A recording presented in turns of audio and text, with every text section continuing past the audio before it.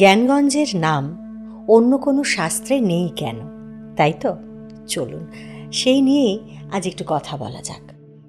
আচ্ছা, আগে বলুন তো, মাথার ওপর আমরা যে রোজ আকাশ দেখি তা যদি আমাদের চেনা আকাশ না হয়, বা ধরুন পায়ের নিচে যে মাটি আছে সেই মাটি যদি আমাদের এই পৃথিবীর মাটি না হয়, আমরা আশেপাশে যা রোজ দেখছি সাদা চোখে প্রথমবার হয়তো সবই আমাদের চেনা লাগছে, কিন্তু একটু ভালো করে দেখলেই যদি এমনটা মনে হয় যে না, এর আগে তো আমরা এদের কখনো দেখিনি, এমনটা যদি হয় তাহলে কি রকম হয় বলুন তো?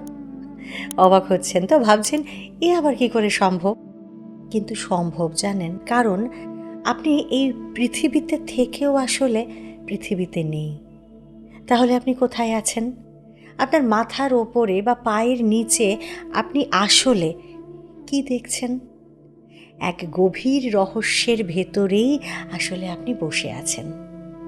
চলুন এবার তাহলে সেই রহস্যের কথাই আরেকটু গভীরে ঢুকে বিশ্লেষণ করে বোঝা যাক। তবে তার আগে একটা ছোট্ট কাজ মনে করিয়ে দিতে হবে, যে চ্যানেলটা সাবস্ক্রাইব করতে ভুলে গেলে প্লিজ এক্ষুনি চ্যানেলটা সাবস্ক্রাইব করে নিন, নয়তো পরে আমাদের খুঁজে পেতে অসুবিধা হবে আর আমরাও আপনাকে খুঁজে পাবো না। প্যাস্টেল স্পিরিচুয়াল চ্যানেলে আপনি শুনছেন জ্ঞানগঞ্জ, এক রহস্যের নাম, নিবেদনে প্যাস্টেল এন্টারটেনমেন্ট।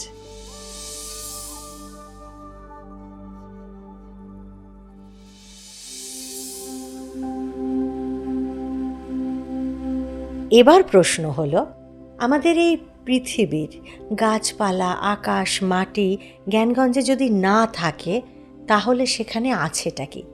গত পর্বে এই রহস্যময় দিব্যভূমির গুরুশ্রেষ্ঠ মহাতপার কথাও আমরা বলেছি। পৃথিবীর সময় যে সেখানে পৌঁছতে পারে না সে কথাও আগেই বলেছি। কিন্তু কেন পৌঁছতে পারে না তা জানেন কি? সেখানকার যোগ সাধনা পার্থিব সময়কে আসলে ঠেকিয়ে রেখেছে। আর শুধু তাই নয়, পৃথিবীর মধ্যে থাকলেও পৃথিবীর কোনো কিছুই সেই অঞ্চলকে স্পর্শ করে না, কারণ পৃথিবীর কোনো উপকরণই সেখানে পৌঁছতে পারে না। এবার প্রশ্ন হলো, তাহলে সেখানে যা যা রয়েছে সেগুলো এলো কিভাবে? তাই তো, আসলে তাদের মূল উপাদান হলো চৈতন্য।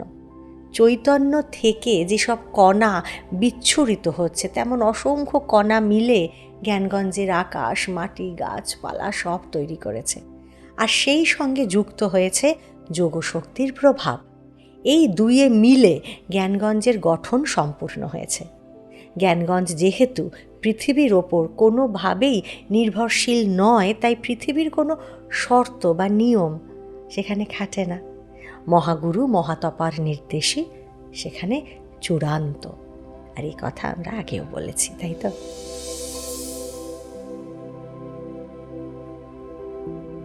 এবার আসি সেই প্রশ্নে যা দিয়ে আজকের পর্ব শুরু করেছিলাম। সেটা হলো যে জ্ঞানগঞ্জের নাম তাহলে অন্য কোনো শাস্ত্রে নেই কেন? এই প্রশ্নটা অনেকেই করে থাকেন। বেদ, বেদান্ত, পুরাণ কোথাও তো জ্ঞানগঞ্জের কথা নেই। কেউ জ্ঞানগঞ্জের নামই করেননি, তাহলে এই জায়গাটা হঠাৎ এলো কোথা থেকে? আদতে এই জায়গাটির সত্যতা বলে কি কিছু আছে? এই প্রশ্নটা কিন্তু খুব গুরুত্বপূর্ণ। মূলত গোপীনাথ কবিরাজজির কথা ধরেই তো আমরা জ্ঞানগঞ্জের আলোচনা করছি, তাই তাঁর কথাতেই বরং উত্তর দেবার চেষ্টা করি। গোপীনাথজি কিন্তু অন্য কথা বলছেন। তিনি স্পষ্ট জানিয়ে দিচ্ছেন যে জ্ঞানগঞ্জের কথা অন্য জায়গাতেও আছে, তবে জ্ঞানগঞ্জ নামে নেই, অন্য কোনো সাংকেতিক নামে আছে। কেন? কারণ সকলের এই জায়গায় যাওয়ার বা এই কথা শোনার অধিকার নেই। তাই যোগশাস্ত্রে যাকে গুরুধাম বা গুরু রাজ্য নামে উল্লেখ করা হয়েছে তা আসলে জ্ঞানগঞ্জেরই একটি স্তর। এই গুরু রাজ্যকে আগম শাস্ত্র বা তন্ত্রশাস্ত্রে বিশুদ্ধ বা অধ্যা নামে উল্লেখ করা হয়েছে। বুঝতেই পারছেন এই নামটি সাংকেতিক। গুহ্য সাধন রহস্যের কথা আছে এমন শাস্ত্রে জ্ঞানগঞ্জের উল্লেখ অবশ্যই পাওয়া যাবে। গোপীনাথজি আরও একটি অদ্ভুত সত্যের কথা শোনাচ্ছেন, জানেন? সত্যি এইসব কথা শোনার অধিকারী বা আমাদের মতো সাধারণ মানুষের কোথায়? নেহাত আগামী প্রজন্মের জ্ঞান পিপাসা, জানার ইচ্ছে, সাধনের স্পৃহার কথা চিন্তা করেই তার মতো মহাত্মা হয়তো কলম ধরেছেন। আর ভাগ্যিস কলম ধরেছিলেন, সেই জন্যই তো এই তত্ত্ব আমরা জানতে পারছি বলুন। অন্তত অনুভব করতে না পারলেও জানতে তো পারছি। হ্যাঁ, তো যা বলছিলাম, কবিরাজজি বলছেন যে সৃষ্টি যখন শুরু হয় তখন এই গুরুরাজ্যের দর্শন পাওয়া যায় না। কেন তাকে দেখা যায় না? কারণ সৃষ্টির মুখে শুধুই নিচের দিকে অবতরণ ঘটে। মানে ঈশ্বরের ইচ্ছায় জীবাত্মা তখন অনুরূপে মায়ার গর্ভে এসে পড়ছে, আর এখান থেকেই তার ভোগের সংসার শুরু হচ্ছে। হলোই বা সেই আত্মা স্বয়ং চৈতন্যের অংশ, কিন্তু সে যে নেমে আসছে, এই নিম্নমুখী গতির জন্যই গুরুরাজ্যকে দেখতে পায় না সে। কিন্তু সেই আত্মা আবার যখন ঊর্ধ্বগতি লাভ করে, তখন যদি তার অধিকার জন্মায়, তাহলে সেই ফেরার পথে গুরুরাজ্যে এসে ঢুকতে পারে সে। কথা যখন হচ্ছেই, তখন আরও একটি গুপ্ত কথা বলে রাখা যাক। জ্ঞানগঞ্জের কিন্তু স্তরবিন্যাস আছে জানেন। নিম্নতম থেকে উচ্চতম স্তর পর্যন্ত অসংখ্য ধাপ রয়েছে এখানে। সবকটি ধাপ কিন্তু এখনো প্রকাশ্যে আসেনি। প্রকাশ্যে মানে মহাত্মা যোগীদের দৃষ্টিতেও ধরা পড়ে না। কেন বলুন তো? কারণ সেই সব ধাপ এখনও অপ্রকাশিত জানেন। যোগীদের সাধনার বলে কয়েকটি স্তর এখন রাজ্য বলে প্রকাশিত হয়েছে, সেখানে অবস্থানও করা যায়। কিন্তু তারও আগে এই বিশাল ভূমির সবটাই শুধু জ্যোতি এবং চেতনার রাজ্য মাত্র ছিল, তার কোনো প্রকাশ ছিল না। এখনও অবধি কয়েকটি মাত্র স্তর প্রকাশিত হয়েছে। এই দিব্য ভূমির বেশিরভাগটাই আজও অপ্রকাশে রয়ে গেছে। আরও এক গুপ্ততত্ত্ব শোনাই আপনাদের, অবশ্যই গোপীনাথজির বই থেকেই বলছি আমরা। গোপীনাথ কবিরাজজি আরও একটি গূঢ় ইঙ্গিত করেছেন। তিনি স্পষ্ট করে বলছেন যে এখনো পর্যন্ত যে গুরুধাম প্রতিষ্ঠিত রয়েছে তাকেও প্রকৃত গুরুধাম বলা যায় না, সেটিও খণ্ড। অখণ্ড গুরুধাম এখনও মহাশূন্যে বিলীন হয়ে আছে। শুধুমাত্র চিদকণা ছাড়া তার আর অস্তিত্ব নেই। সেই অখণ্ড গুরুধাম প্রতিষ্ঠার জন্য যোগীমণ্ডলের মধ্যে তীব্র সাধনা এবং বিভূতির প্রকাশ চলছে আজও। সে গুরুধাম দেখা দেবে কিনা জানা নেই, তবে গোপীনাথজি ইঙ্গিত করছেন যে এই অখণ্ড ধাম একবার প্রকাশিত হলে জ্ঞানগঞ্জের উচ্চ নিম্ন স্তর বলে আর কিচ্ছু থাকবে না। সারা সৃষ্টির মাথায় একটা অখণ্ড ছাদের মতো এই অসীম ভূমি বিস্তৃত হয়ে থাকবে।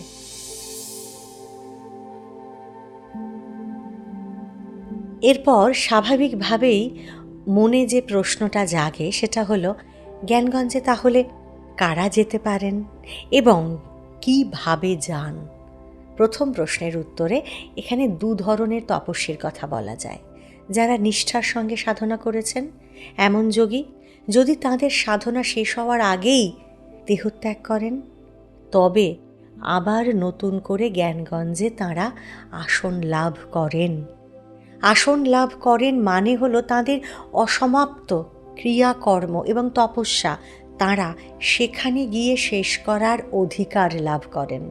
পঞ্চভূতের দেহ না থাকলেও তাঁদের সূক্ষ্ম দেহ তখন তপস্যা করতে থাকে।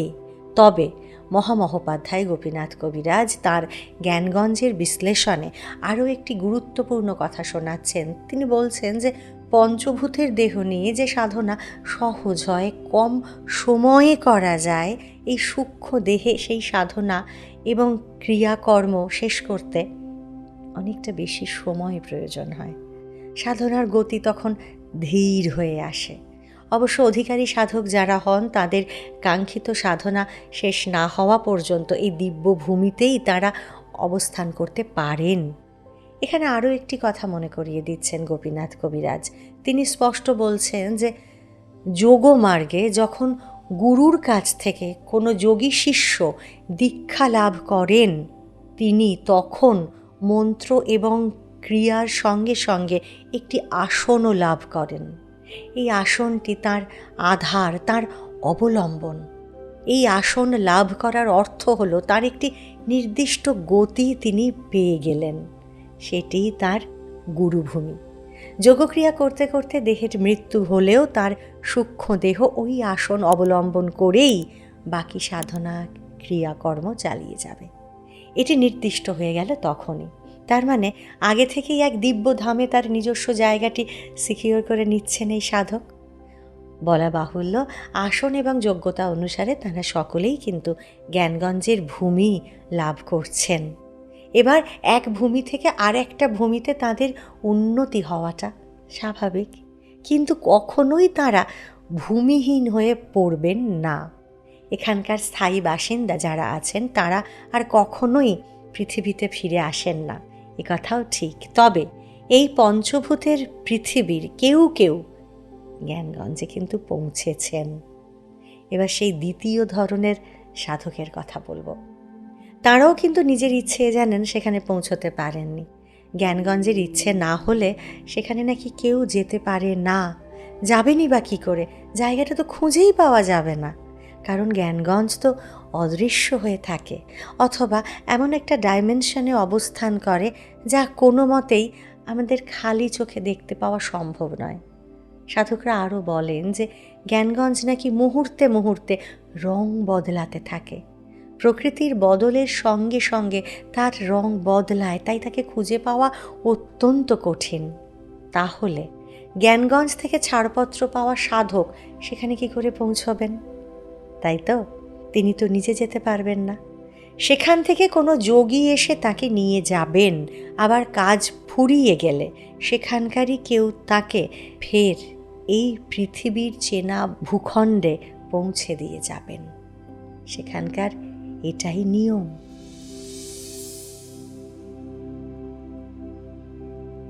এখন প্রশ্ন হলো, জ্ঞানগঞ্জে নিয়ম শৃঙ্খলা তাহলে কে নিয়ন্ত্রণ করেন? জ্ঞানগঞ্জে নিয়মের তো কোনো নড়চড় হয় না। নিয়ম এবং শৃঙ্খলার বিষয়ে জ্ঞানগঞ্জ ভীষণ কঠোর। এই নিয়ম শৃঙ্খলা তাহলে কে নিয়ন্ত্রণ করেন? ভাবছেন সেই মহাগুরু মহাতপা নিজে সব কিছু নিয়ন্ত্রণ করেন? না, জানেন, তিনি তো জ্ঞানগঞ্জেরও ঊর্ধ্বলোকের অধীশ্বর। লোক থেকে লোকান্তরে বিচরণ করেন তিনি। তাছাড়া অধিকাংশ সময়েই তিনি মৌন কিংবা সমাধিস্থ। তাহলে জ্ঞানগঞ্জের মূল নিয়ন্তাকে? তিনি পরমহংস ভৃগুরাম। তিনি একমাত্র মহাযোগী যিনি শূন্য পথে সূর্যলোক পর্যন্ত পৌঁছে গেছেন। আশ্চর্য লাগছে তো? ভাবছেন সেটা কি করে সম্ভব? বেশ, জ্ঞানগঞ্জের এই অলৌকিক নিয়ন্তার কথাই শোনাই তবে তার আগে ওই যে একটা ছোট্ট রিকোয়েস্ট, যদি ভুলে যান তাই আবারও মনে করিয়ে দেওয়া। এই তথ্য যদি শুনতে ভালো লাগে তবে প্লিজ এই চ্যানেলটা একটু সাবস্ক্রাইব করে নিন চট করে, নইলে এর পরের পর্ব নিয়ে যখন আসবো তখন আর আমাদের আপনিও খুঁজে পাবেন না, আর আমরাও আপনার কাছে পৌঁছে যেতে পারবো না। কাজেই যদি সাবস্ক্রাইব করে না থাকেন তবে চ্যানেলটি প্লিজ এক্ষুনি একটু সাবস্ক্রাইব করে নিন।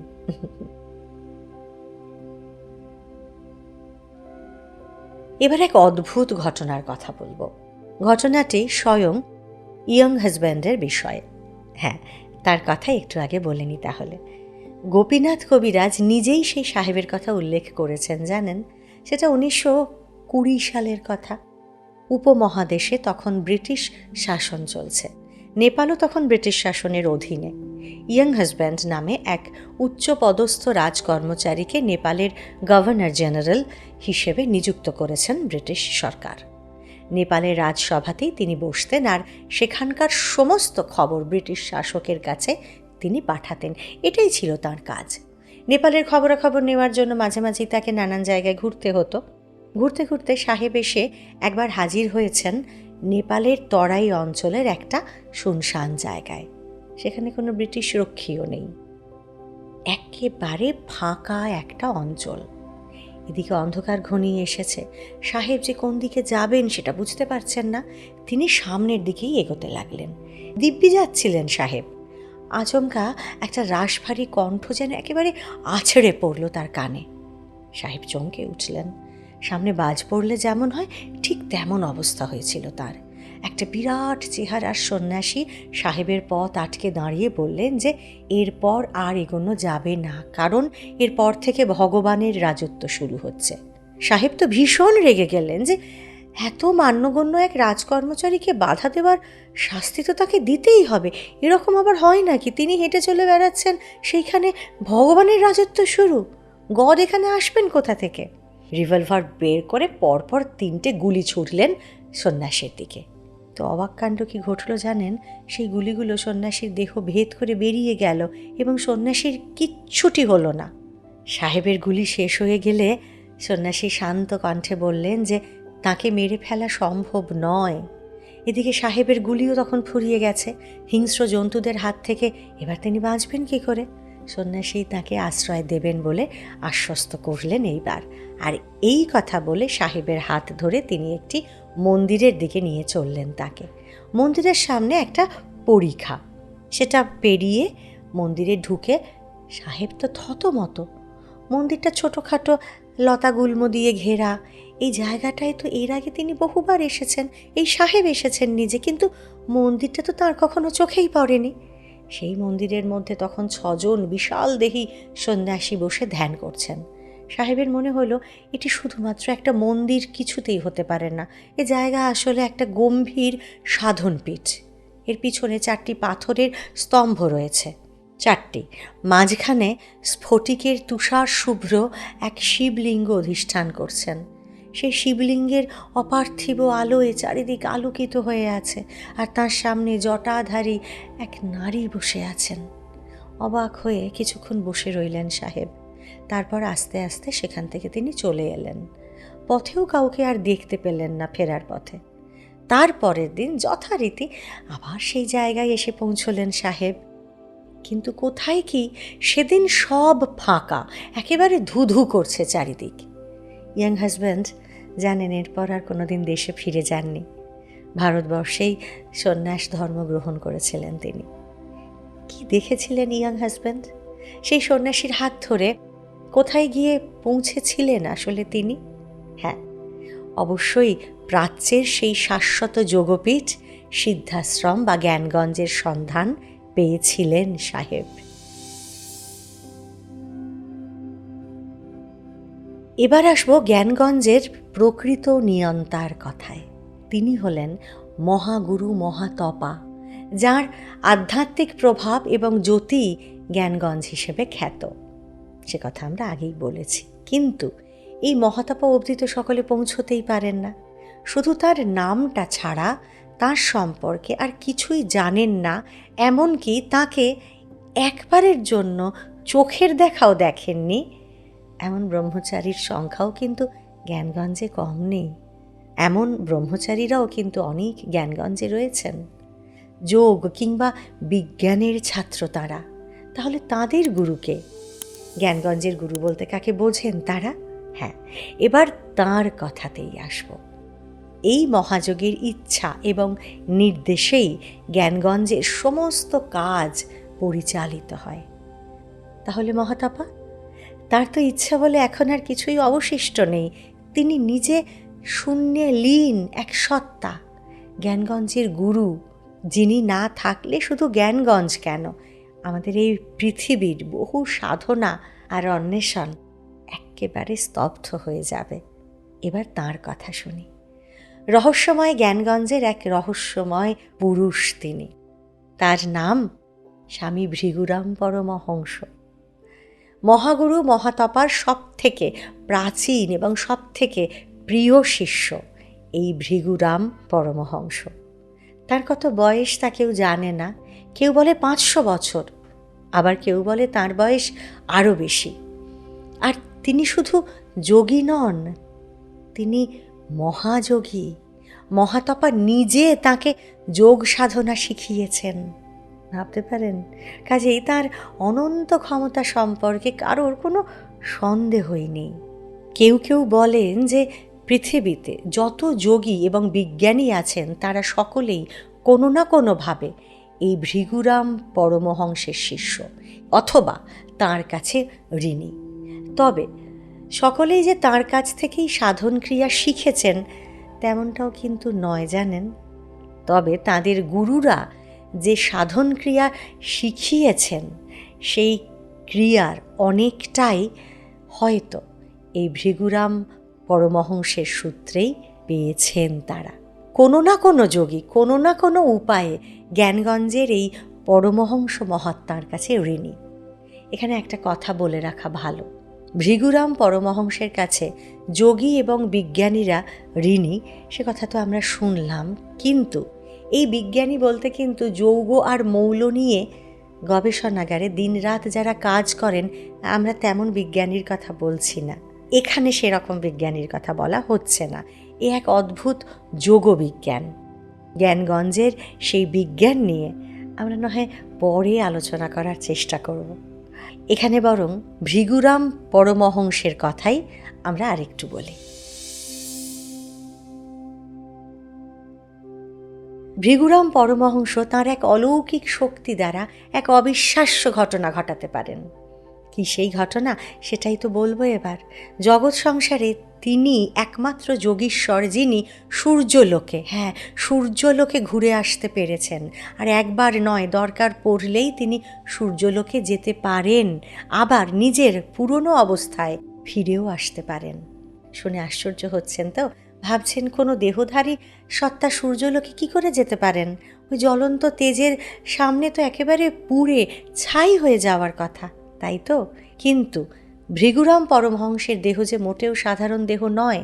মানুষের যেমন পঞ্চভূতের দেহ, তার দেহ সেই পঞ্চভূতের প্রভাব থেকে মুক্ত, তাই তো সূর্যলোকে সেই দেহের কোনো ক্ষতি হয় না। সেই দেহ ঠিক কেমন হতে পারে তাহলে? এখানে একটু বিশ্লেষণ করার চেষ্টা করব আমরা। সেই বিশ্লেষণ করতে গেলে আমাদের গৌতম বুদ্ধের কাছে যেতে হবে।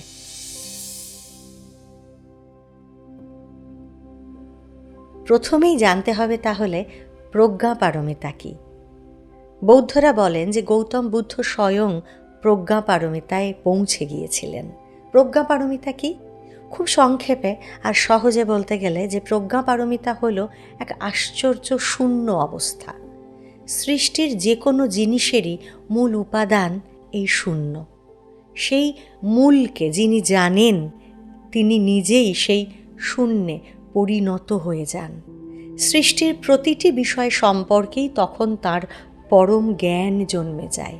এখানে হঠাৎ এই কথাটা কেন বললাম? কারণ ওই যে দেহ নিয়ে ভৃগুরাম পরমহংস সূর্যলোকে যাওয়া আসা করেন, সে দেহ তো আমাদের মতো পঞ্চভূতের দেহ নয়। সে দেহ হয়তো এমনই শূন্য দেহ, প্রজ্ঞাপারমিতার দেহ। তবে সে কথা তো আর কোথাও লেখা নেই। অবশ্য জ্ঞানগঞ্জের সঙ্গে তথাগত বুদ্ধের কিন্তু একটা গভীর সম্পর্ক রয়েছে। কি সেই সম্পর্ক?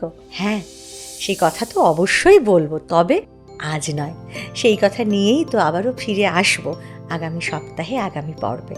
আর সেই কথা যদি আপনারও শুনতে ইচ্ছে থাকে তবে শিগগির আগে চ্যানেলটা সাবস্ক্রাইব করে নিন। চ্যানেলের নামটা মনে আছে তো? তাহলে ওই কথাই রইল। আবারও দেখা হচ্ছে আগামী সপ্তাহে, আগামী পর্বে। ততক্ষণ আমাদের সঙ্গে থাকুন আর শুনতে থাকুন প্যাস্টেল স্পিরিচুয়াল। আপনার আমার সকলের ভালো থাকার পাসওয়ার্ড।